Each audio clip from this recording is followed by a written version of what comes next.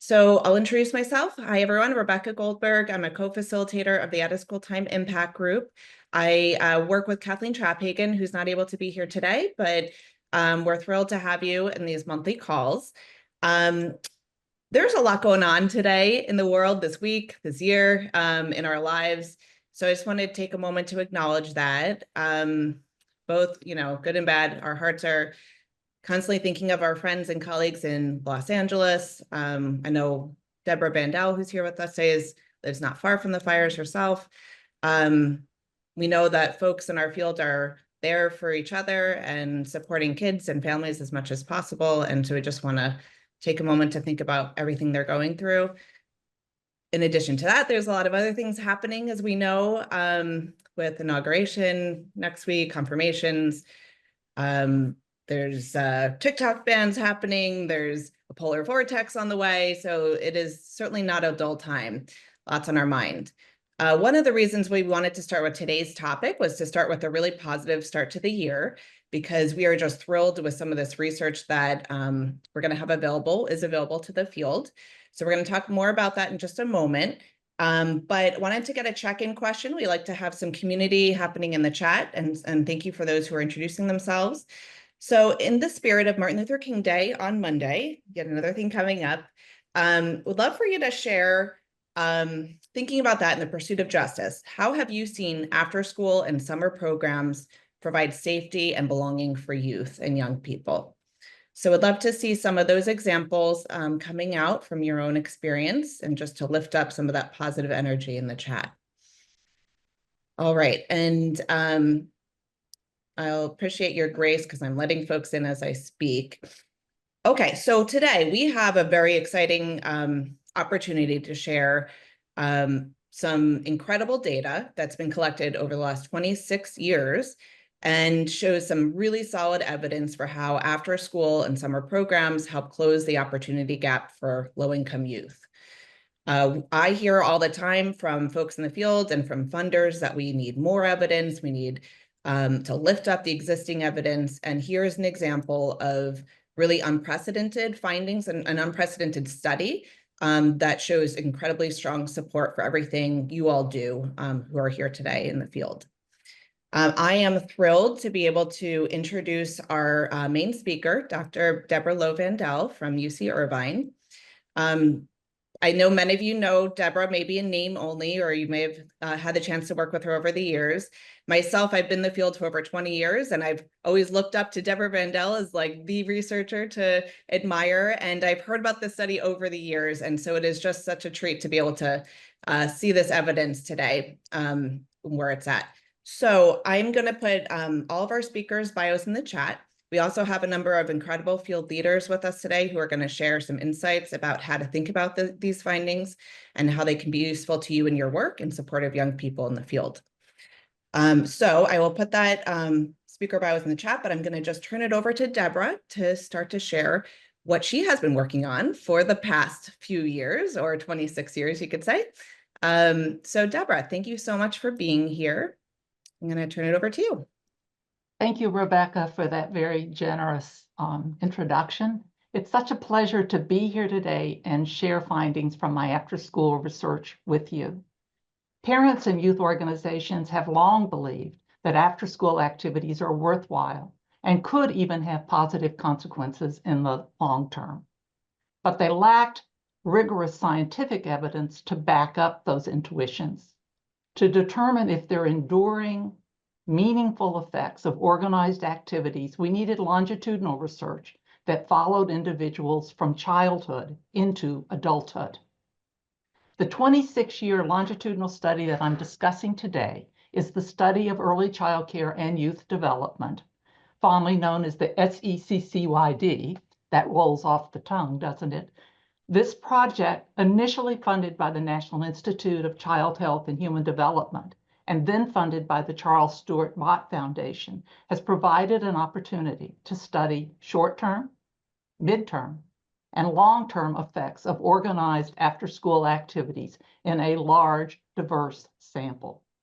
The study began in 1991 when 1,364 children were recruited at birth from hospitals in 10 geographically diverse sites around the US. You'll see those sites on the slides. They include the Boston area, Philadelphia, Western Pennsylvania, Virginia, Kansas, Washington, Seattle, Washington, Southern California, Arkansas, really diverse sites.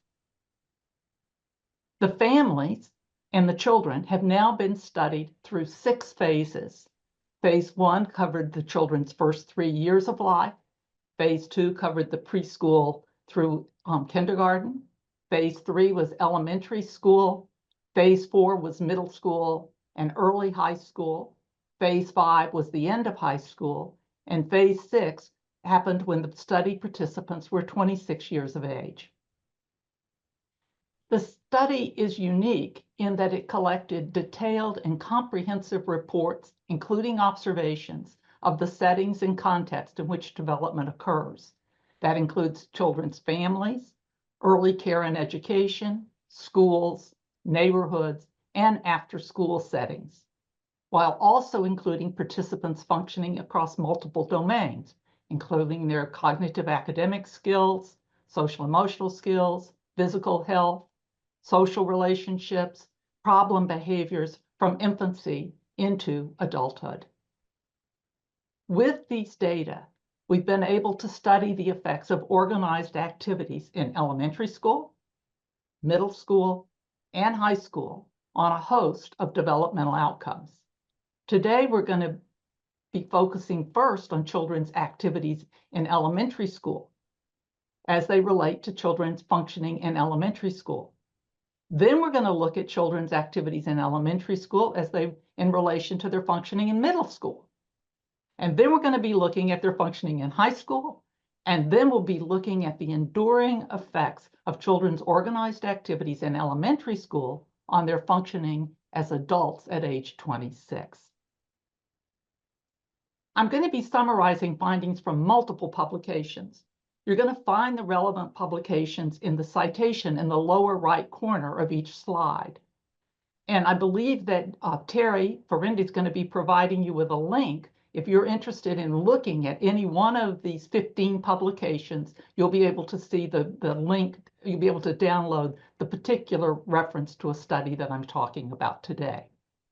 There's also one paper that's a 2024 paper with my colleague Sandy Simpkins, Vandell and Simpkins, that summarizes all of the studies I'm talking about today in a very accessible, user-friendly format that I think all of you, if you're interested in looking at this work, I encourage you to look at that. And that's included in that list of citations that Terry's group has assembled also. Here's what we've learned about activities in elementary school and academic skills in elementary school. In our first after-school paper, using this data set, reported in a 2004 publication, we looked at participation in organized activities in kindergarten and first grade.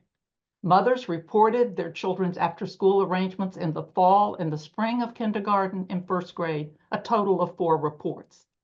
Consistent participation in activities, defined as participating in at least 3 of the 4 epochs or time periods, predicted gains in math achievement at the end of first grade, controlling for family factors, school, and math achievement in kindergarten. Interestingly, too, the kinds of activities that the children were engaging in were a host of activities. Could be including Daisy Scouts, sports, gymnastics, music, as well as after-school programs. It's a theme that we follow across this. Activities can occur in a variety of settings. The issue is it was 3 out of 4 settings was where we were finding, 3 out of 4 time periods is where we were getting the positive gains. In a second paper, the Auger 2013 paper, we extended these analyses of organized activities through 3rd grade across 9 reports, and then through 5th grade across 15 reports. The findings from 1st, 3rd, and 5th grade were consistent. Participation in activities over more time periods, over more of those visits or epochs in 1st, 3rd, and 5th grade were predicting significant gains and higher math and higher reading, controlling for other aspects of children's experiences. In addition to those main effects of participation in organized activities over time, we found these after-school effects were moderated by family income. This slide illustrates the math finding in 5th grade, where we saw that a higher proportion of epochs or time periods in organized activities between kindergarten and 5th grade, with those children who were in after-school activities on the high, that's 75% of those epochs or time periods, that those were predicting gains in math achievement. The dark blue line are children from low-income families. Those are the children that we saw the largest gains in math. The sort of middle blue line are the middle-income children. They're also gaining, but not as big a gain with consistent participation. And then that turquoise line are the high-income children, where we're seeing they're gaining too with consistent participation. But the largest gains are those low-income children across from who are participating in activities between kindergarten and 5th grade. Now let's look at children's activities in elementary school and ask if those are linked to adolescent outcomes. In this case, when the students were age 15. Many of these students were in 9th grade, a high school transition period that is tough for many students. In these analyses that were published in Child Development in 2020, we found that more epochs of organized activities in elementary school predicted higher academic achievement, both reading and math scores at age 15. Organized activities in elementary school also predicted adolescents reporting greater social confidence. We also found additive effects of early education and K-5 after-school activities on 9th grade math and reading scores. The effects of early childhood quality, the quality of those early childhood settings, are the darker blue portion of bar graphs. The number of epochs in organized after-school activities is the lighter portion of the graphs. You're going to notice two things. The effects of early care and education and after-school activities are roughly the same size, and their cumulative benefits roughly doubled the effects on math achievement at age 15. Using this same data set, my colleague Rob Krosno looked at organized activities in elementary school and students' GPA at the end of high school. Rob found that consistent participation in organized activities in elementary school predicted higher academic grades in 9th grade. Students who had been consistent participants in activities across elementary school had GPAs of 3.3 on a 4-point scale, whereas non-participants had GPAs of 2.64. Latecomers in activities in elementary school had GPAs of 3.1. Activity dropouts, those who had participated in activities early in elementary school but stopped doing them later, had GPAs of 2.9. Now let's turn to relations between children's K-5 activities and outcomes in adulthood. Here, we find even after controlling for family factors and early care and education, we found consistent participation in after-school activities in elementary school predicted higher educational attainment, higher incomes, and higher occupational status at age 26. Consistent participation in activities in elementary school also predicted less risk-taking behavior, fewer arrests, lower substance abuse. Now let's turn to the participants' organized activities during adolescence, when they were in middle school or high school. First, we're going to report relations between adolescents' activities and academic and social outcomes in adolescence. Then we're going to turn to adolescents' after-school activities as they predict outcomes in adulthood when the participants were 26 years old. Here, our research has documented that activities in adolescence, in 6th grade through 9th grade, and adolescent functioning,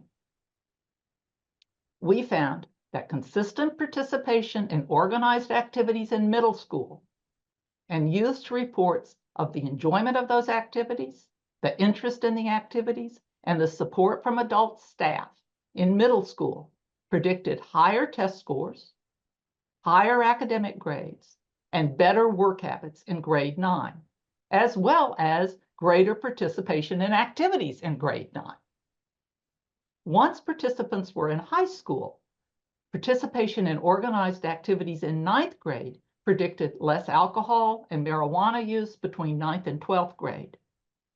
In contrast, adolescents who reported more unsupervised time hanging out with peers in 9th grade posted increases in drug and alcohol use between 9th and 12th grade. Now, you may be hearing too, one of the things that we find in our work, the academic gains, we're seeing them coming first and foremost from the elementary school activities. For those adolescents, we're finding more related to some areas around substance use and misconducts. It's particularly an area that adolescent activities are particularly protected. In some of the most recent work that I've done with colleagues at UC Irvine, I'm going to give a shout out to Sandy Simpkins if she's on this call, who was instrumental and led some of these papers. We find organized activities in high school predicted healthier lifestyles at age 26. In these analyses, adolescents' activities in high school, be it sports or music or arts or civic engagement or volunteering, carried forward to age 26, with the young adults being more likely to participate in the kinds of activities that they had participated in as high school students. And if they did not participate in activities in high school, they were less likely to begin those activities as 26-year-olds. We also find that participating in organized activities in high school was protective against types of substance abuse, whereas unsupervised time with peers in high school increased the risk of binge drinking, regular marijuana use, and opioid use at age 26. So far, we've been talking about the effects of after-school activities in the short term and in the long term. Now let's briefly turn to a recent paper that used the study of early childcare and youth development to examine the accumulation of opportunities, including after-school activities and other enriching experiences on adult outcomes. I believe that Rebecca has posted a copy of this paper in your resources folder. It's a paper led by Eric Deering that focused on 12 opportunities that participants could experience across 3 developmental periods: early childhood, middle childhood, and adolescence, and 5 developmental contexts: family, early care and education, elementary school classrooms, neighborhoods, and after-school programs and activities. An opportunity was defined by either using an established threshold that we'd previously identified or the top 25% of a distribution. In the case of after school, it was participating in 3/4 of the episodes or visits that we had looked at over time, drawing on those earlier studies that I reported to you. For early childcare quality, the threshold was having a quality score of 3 on the quality observation instrument that we had verified in previous work was an important threshold for getting high quality effects. So here, when we're talking about opportunities, we're talking about meaningful opportunities in each of these contexts that we looked at. There were stark inequities in opportunities associated with family income in early childhood. Children who were growing up in low-income households, in poverty, in early childhood, across these 12 opportunities that we were measuring, 2/3 of the children experienced either 0 or 1 opportunity. The modal number of opportunities for poor kids across the first 15 years of their life was 1. For middle-income children, it was 4. For high-income children, it was 8. Interestingly, there were 2 contexts in which low-income children had a greater likelihood of an opportunity: participation in an organized after-school activity and experiencing a high-quality elementary school classroom through as judged from the observations that we were making. Here are some other notable findings from the Deering paper. Like many others, we found that poverty in early childhood was a powerful predictor of meaningful outcomes in adulthood in areas such as educational attainment and earnings, with children who growing up in poverty having lower educational attainment and lower earnings. Many people have documented that. But an important new finding is that the relations between early childhood poverty and adult outcomes were mediated by, or explained by, could be explained by the cumulative opportunities that children experienced. Moving from 0 opportunities, 1 opportunities, which is what we saw most poor kids, most low-income kids had, increase, moving from 0 to 4 opportunities, that's the sort of typical opportunities for a middle-income kid, increased the odds of low-income children graduating from a 4-year college from 10% to 50%. It increased annual salaries by $10,000 a year. Putting it all together, I would argue that the results from this 23-year longitudinal study provides compelling evidence of the importance of opportunities such as organized after-school activities in the short run and in the long run on a host of academic, social, and health-related outcomes. They provide clear evidence of the cumulative effects of organized activities over time, and the effects are further amplified when coupled with other enriching experiences such as early care and education and high-quality schooling. So, my final take-home message for you is after-school programs and activities can have meaningful and enduring effects on important life outcomes. But to realize this promise, activities need to occur for more than a single year or even 2 years.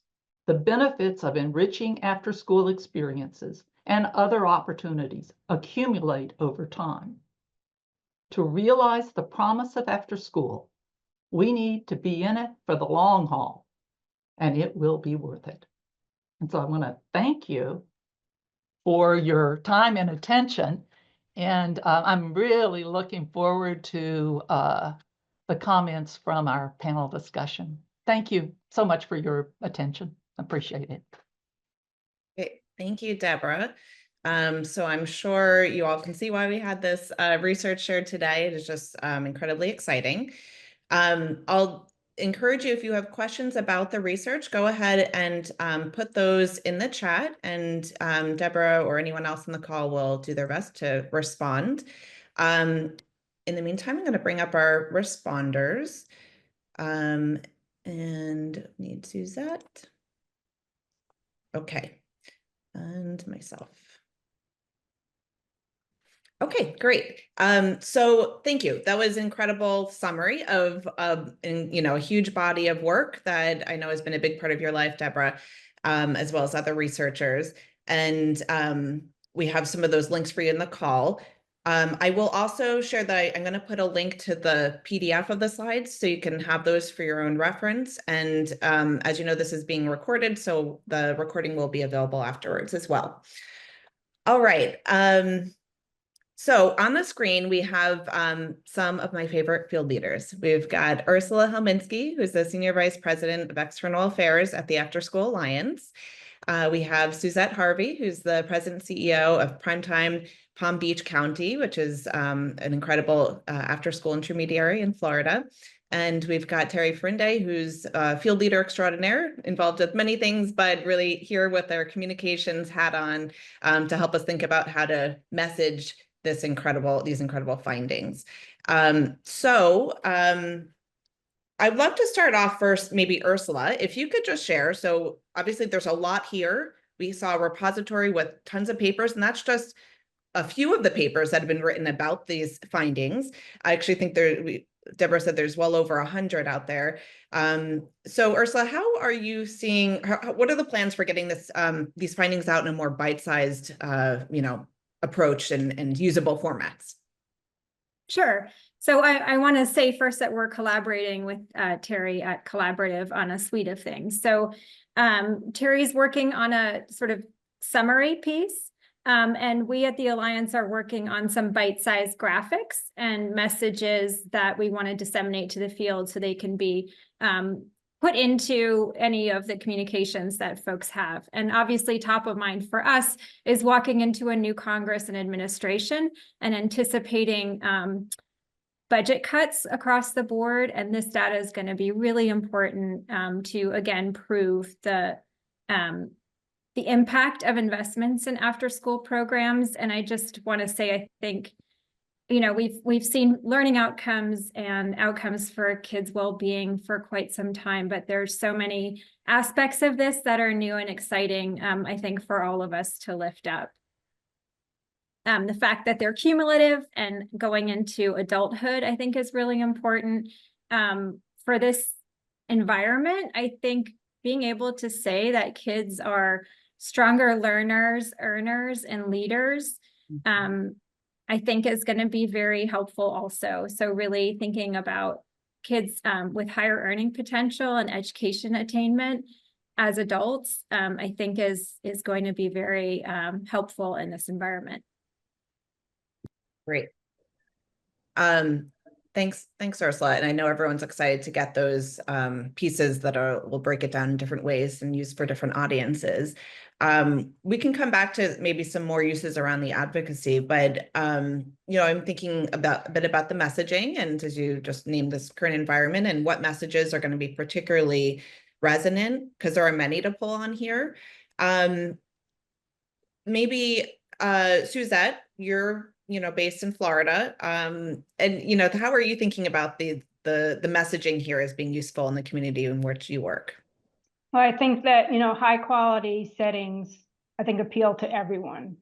I mean, depending on where you sit in the political spectrum, whether it's keeping kids busy and out of crime, or it's really closing the opportunity gap. It depends on where you sit. All of this makes a difference, and I think we can make the case across the spectrum. We want to see kids engage, and I think the work that we have done almost 25 years, this research is so affirming. It's so validating.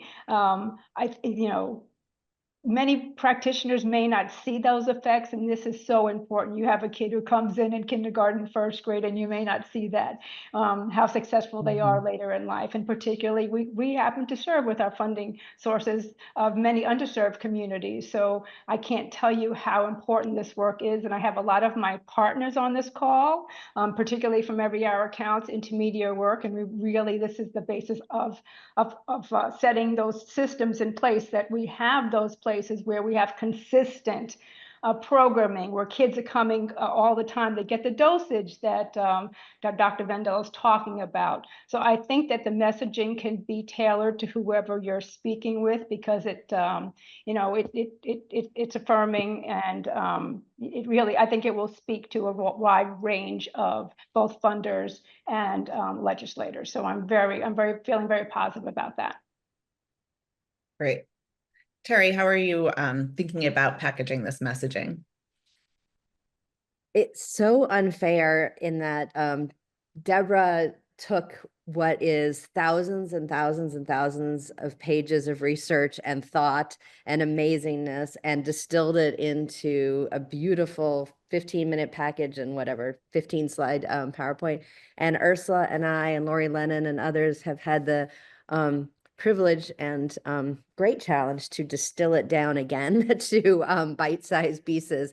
So Deborah and I have had a constant struggle for 20 years of like getting the essence without losing the nuance. So please take this as where we are in our working headlines, but in long and short, what we hear from Deborah and see from all of this research is we want to really emphasize this enduring and meaningful impact of after-school programs and after-school activities, and then the cumulative effect as you build from phase to phase, including early childhood learning and after-school activities. So thinking about each phase, there are really important findings from this research.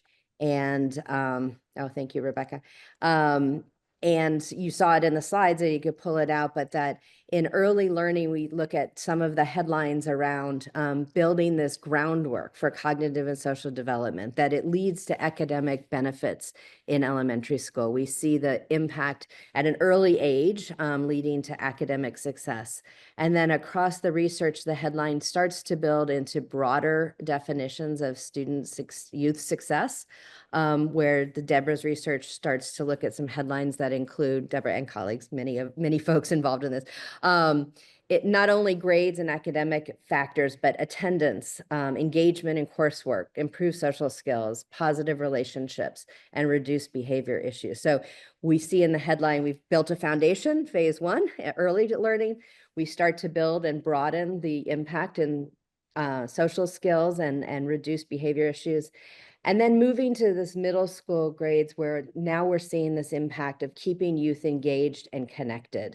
The impact of the research starts to show more increases in civic engagement, pro-social behavior, enhanced self-confidence, including higher test scores and academic performance. So your headline has now built. You've built a foundation, you've broadened those success measures, and now you've expanded them even further and building life skills.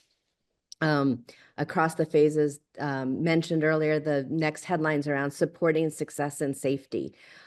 We see that's where we saw the effects in high school around higher grade point averages, reduced dropouts, reduced substance use, and criminal justice involvement. So now young people are more in the high school. The headline is around that enduring success, which then goes to adulthood.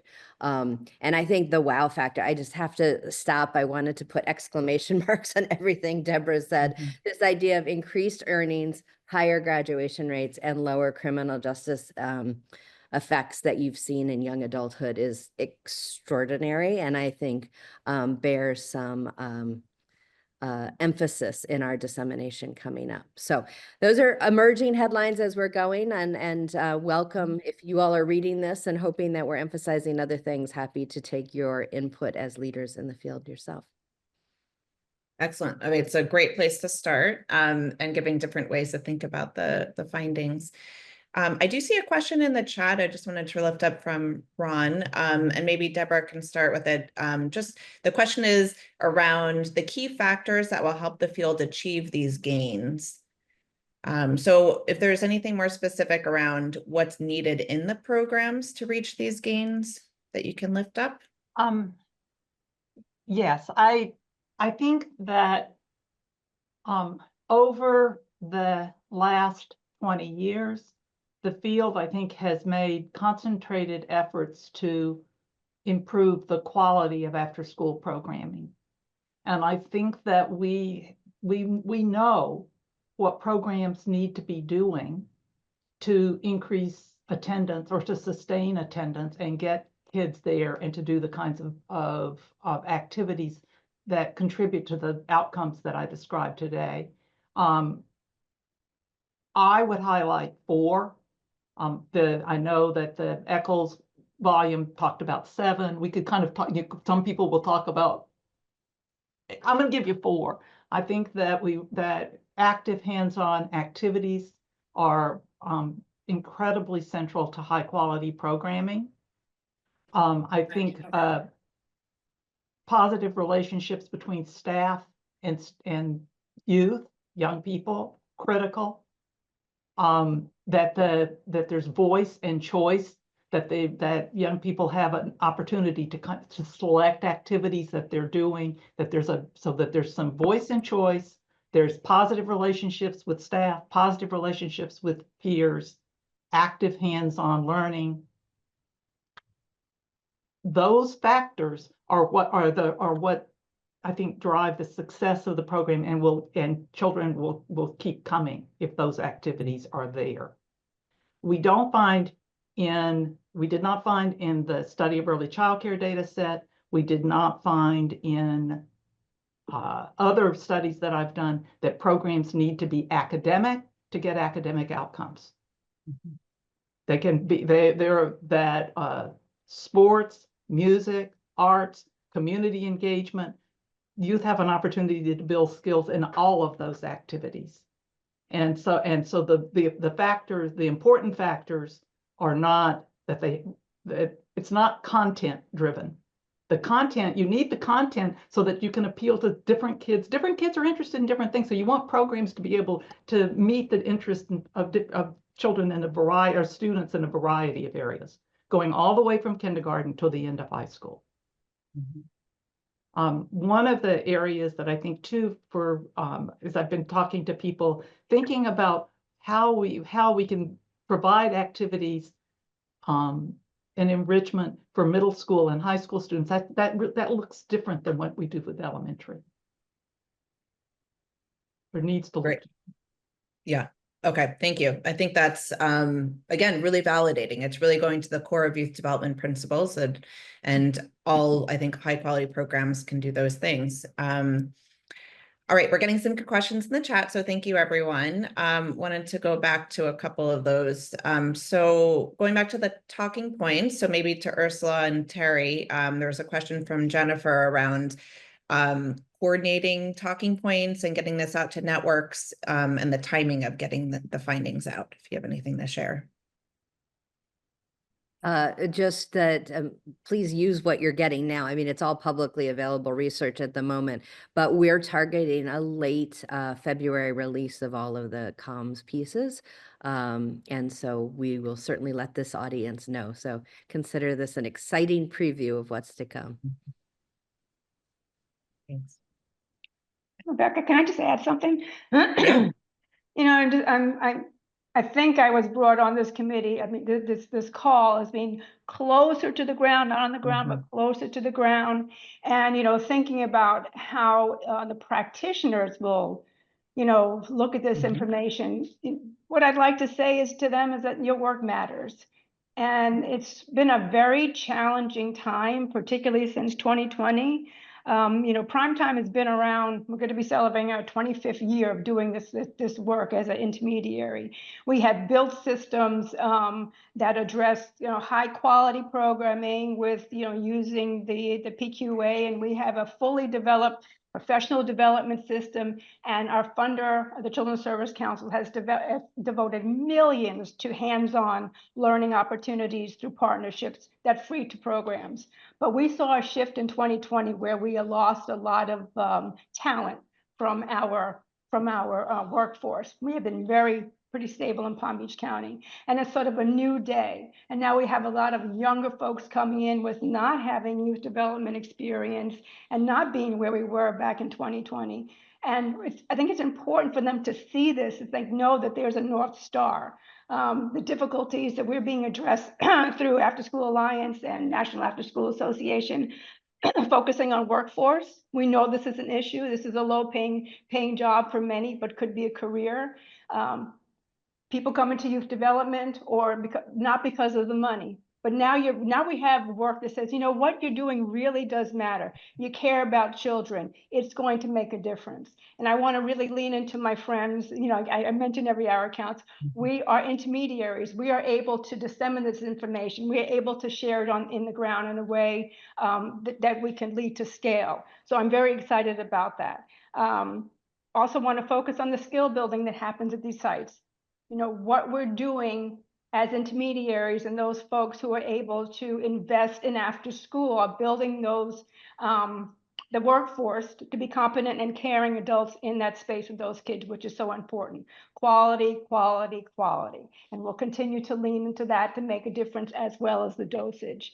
And so again, I'm just really thrilled about this, and having those hands-on learning opportunities for particularly underserved communities. We know that makes a difference. We see it. We have anecdotal stories that come out all of the time from the practitioners and the children who are experiencing this. And it's just now we have even more research to back up the work that we're doing. So thank you.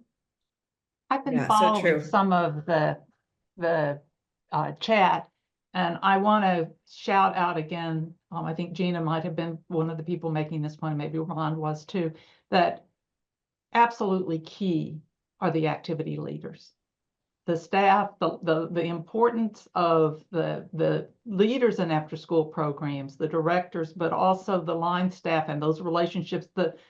That's the key.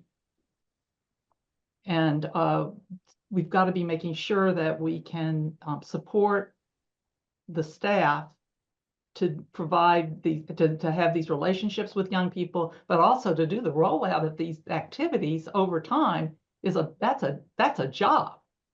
Mm-hmm. And such an important one that we really need to be supporting our staff. Yeah, it cannot be understated. And I can't help think about it without going to the money, right? We need adequate funding to be able to pay our staff and make them competitive wages and roles people want to go into and stay in. I saw a question in there around, can these findings be packaged up around an ROI type of argument? I know Boys and Girls Club also has a recent ROI study that I think we'll be highlighting soon, but maybe to Ursula, like, how are you thinking these types of findings could help make the argument for more public funding?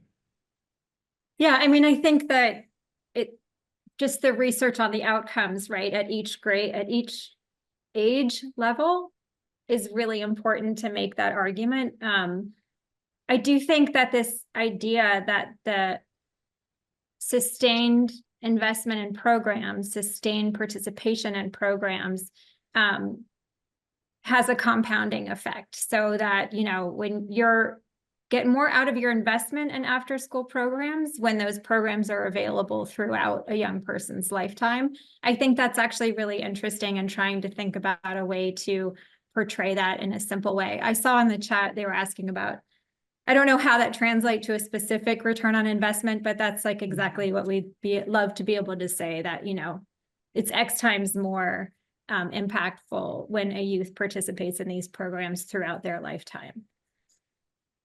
Right. I'm also thinking, and there was a question that touched on this about the cumulative effects and the different settings that young children and school age and adolescents are engaging in. This audience, of course, is an out of school time audience. So we did hone in on the after school findings specifically, but there's, as Deborah shared, there's incredible findings about the early childhood component of this. And we are not always in lockstep with our colleagues in these different settings and with formal educators as well. So would be curious your thoughts. Anyone here who wants to speak to this? How could we use this to be advocating together for a better continuum of services in communities? I'm even thinking, and maybe as you think a little bit, looking at folks on this call, I see Jamie Garcia out there in Austin, who had a successful ballot measure that, worked in conjunction with early childhood partners in the community. I imagine you didn't have this necessarily then, but like data like this could help open up those communications and those conversations of how we work together. In fact, I was just writing to my colleague, Mary Riggs, the same thing. Like, we were both, the fact that we just had a call yesterday with After School Alliance, and really talking about the importance of, it's not after school against early childhood, right? It's us working together. It's from cradle to career. It's why I think that our proposition that passed for $75 million annually for funds, now that we have secured for Travis County for early childhood, after school, and summer, went over so well is because we are talking about the entire, all the age groups leading up to when they're 18 to make sure that they're successful. And when you're saying that it's equally important for early childhood years, and it's equally important for after school years or elementary, middle school years, I mean, it just tells the story of why it's important to make sure that the funding is year after year. We're making sure that we're closing this gap. You're seeing these largest gains, but Rebecca, we are going to make sure that our Travis County leaders that are making these decisions right now, that are going to carry out now where this money goes, understands this research. So Deborah, thank you. We are already looking at ways to use this. Great. Yeah, just to reinforce that, I love that idea that if you're going to invest in early childhood, you're going to get the most out of it if you also invest in after school and vice versa, right? That this is really to get the best out of your investment in youth programs, it needs to be continuous. Yeah. Okay, great. Well, we have a lot of questions in the chat. There is one I see from Jessica Donner around the role of intermediaries. I don't know if, Deborah, if there was any look at communities that had intermediaries as a support and promoting high quality programs connected to this study. Not in the study of early childcare. I have other studies. Like some of you may have recall, the study of promising after school programs was looking more at the raw, that was including some of the kind of intermediaries and the importance of partnerships. I think that the field is really well positioned to be thinking about how can we strengthen access to activities and how can we strengthen the quality of the activities that are occurring to ensure that the kinds of things that we saw in this project are available for children now. Because the thing about a 26-year study or a 30-year study is that the people who attended these, who were doing these activities, are now adults. And we need to be thinking about, we can learn from the longitudinal research, but we have to be thinking about what's going to be happening in the days and years ahead for providing these kinds of opportunities. And how to do, and we know that partnerships is one of the ways to do that, or to strengthen. Deborah, you should also share where we are now with those adults. Oh, yeah. So thing about these longitudinal studies, the kids just keep getting older, and they're 34 now, and I'm seeking funding to take them to 34. And there's two things that I want to do in the new study, and the new study would be looking at outcomes at 34 because people are really much more well along in their career at 34 than they were at 27, 26. Are still sort of young adults. And what I also want to do is follow the children of the participants. So looking at multi-generation effects of after school. I know they're going to be there. That's the kind of thing, you know, on some of these things that they build. If you had it at 26 and they had about 500 children at the time of the 26 follow-up. We're thinking we're going to probably have more than 1,000 children of the participants. Won't that be interesting to see what they're doing after school, what they're doing, and how do we play it forward? So that's the stay tuned. I usually put that at the end of any talk. So what's coming up next? And I get chill bumps just thinking about it. 124 people on this call all got chill bumps, Deborah. Can you believe we could look at multi-generation effects? And I think, I can't remember, somebody was mentioning, maybe it was Ron, somebody was mentioning Perry Preschool and the multi-generation kind of effects there. We should be, I really want us to do that with this study. So fascinating. I feel like this could be a Netflix documentary as well. To follow these folks and their kids and then see them go into after school programs themselves. Incredible. So that is a little bit of like what's to come and also a need, right? So we always ask that we have funders on this call, and I hear often that we need more research. So how could funders get involved and support this ongoing study, but also other studies that would be useful? Would love anyone's thoughts. Here, or people can also send me an email if you have any kind of interest. I'd be happy to chat with you about what some opportunities would be. Okay, so there are plenty of ways for funders to support the ongoing research as well as additional studies. Excellent. There's a question I wanted to go back to, I think from Abby, who's studying this work as well. And so she brought up to Dr. Vandell, how would you push the field to consider other outcomes aside from academic to look at measuring success? So this did look at a number of different outcomes, but we do tend to go back to those academic measures to see how we're doing. So how do you think about that? I think that we need to expand the outcomes that we're looking at. The benefit of this particular data set is that we have many of those other outcomes that we haven't touched. And so things like quality of friendships, quality of relationships with their family. So those could be good to do. We have leadership that we could be looking at. So I think that I had there were several factors I think that were influencing me on and some of the folks that I was working with to be focusing on some of the academic outcomes, and that is that because when we talk to members of Congress, when we talk to school districts about programs, they are often very interested in academic outcomes. And so I was the dean of a school of education. They're very interested in academic outcomes too. So I wanted to have those in because I knew it was making a difference there. But so that was why we did the academic. But we also these misconduct kind of measures. We had those. So this protection against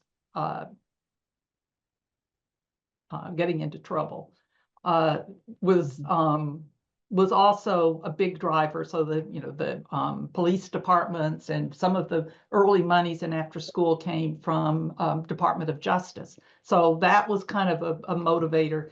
But there are real opportunities to look at other outcomes. And so the social confidence outcome that we had in those ninth graders, there you're seeing it. I'm really loving the stuff in the young adults living healthy lifestyles.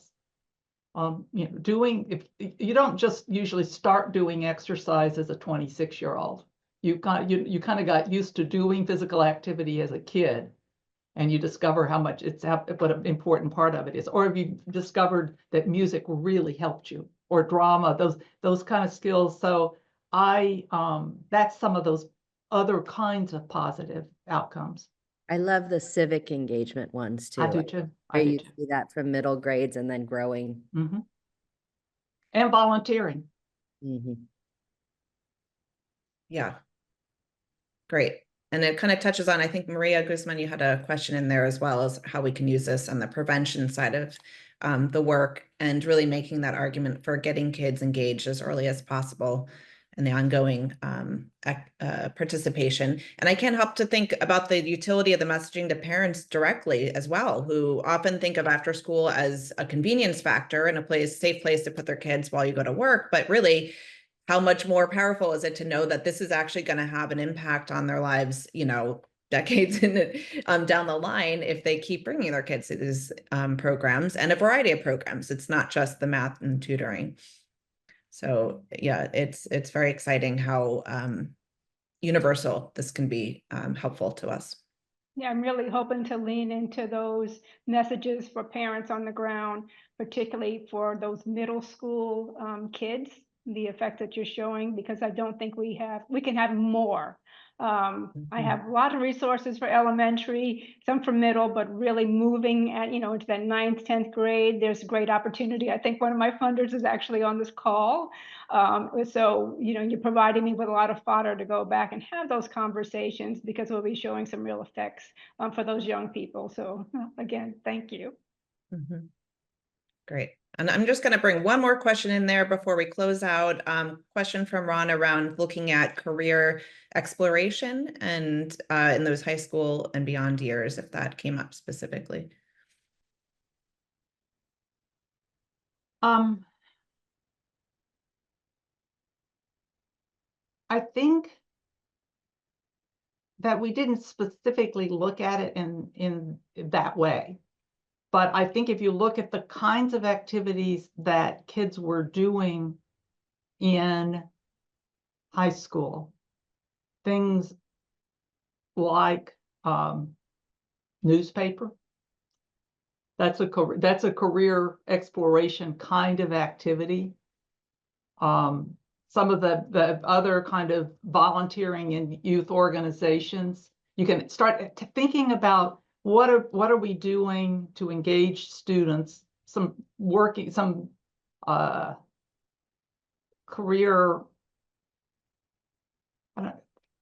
We have I was on the board of a charter school here, serving low-income students, and our kids were doing summer internships in companies around Orange County, and that was having a huge influence for them. And those kinds of activities would have been counting for, as we're tallying up what kind of after-school activities or summer activities can high school students be doing, that would be one of them. And that's also sort of career awareness and growing. So you have to kind of be thinking outside of you're in one place at one time doing one thing. Yeah. Okay, great. Well, we're at the top of the hour. I know there's more going on in the chat, so thank you everyone for being so present. I want to just add a couple fun closing notes. First of all, huge thank you to our speakers, Dr. Vandell, and all of your colleagues who are part of this incredible study and will continue to be.